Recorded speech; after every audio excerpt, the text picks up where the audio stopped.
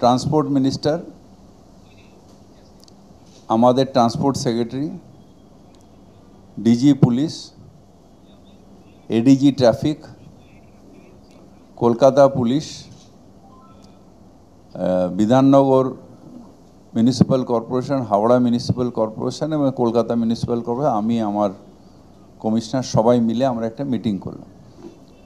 সেই মিটিংয়ে আপনারা জানেন যে মাঝে মাঝে যেরকম অ্যাক্সিডেন্ট হওয়ার পরে আমরা একটা মিটিং নিয়েছিলাম আমাদের নগরায়ণে, ঠিক সেই মিটিংয়ের ফলো আপ মিটিং এটা, যেখানে আমাদের স্থির হয়েছে যে এখানে একটা অ্যাপ তৈরি হবে।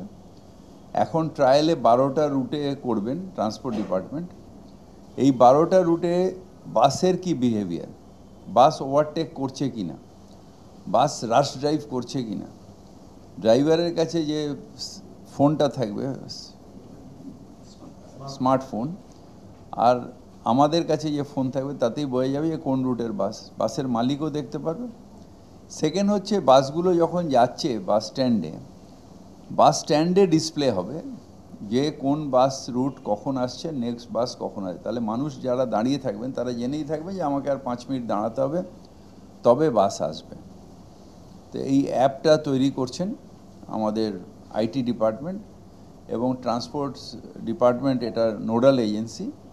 আর আমরা কর্পোরেশন থেকে যে বাস স্ট্যান্ডগুলোকে একটু মডার্নাইজ করা, সেখানে আমরা লাগানো, এলইডি লাগানো, যেখানে এলইডি স্ক্রিনেও আসবে আবার লেখাও আসবে যে বাসটা কত দূরে কত মিনিটে আসবে।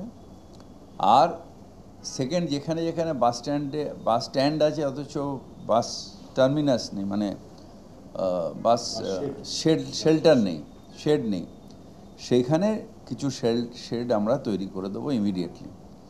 এইটা নিয়ে একটা মিটিং হয়েছে, যেটা একটা সমন্বয় coordination meeting, transport department mainly, তার সাথে ক্যালকাটা কর্পোরেশন, 3টে কর্পোরেশন এবং আইটি ডিপার্টমেন্ট নিয়ে আজকে আমরা একটা মিটিং করলাম, যেখানে আমরা নেক্সট কিছুদিনের মধ্যেই ট্রান্সপোর্ট ডিপার্টমেন্ট তারা যে 12টা রুটের বাস যাবে তাদের ড্রাইভারদের একটা প্রশিক্ষণ শিবির তৈরি হবে, যেখানে প্রশিক্ষণ দেওয়া হবে এবং তারপরে আমরা এই বাসগুলো ওখানে এলইডি লাগাবার পরে আমার মনে হয় যে 2-1 মাসের মধ্যেই আমরা এটাকে চালু করে দিতে পারব।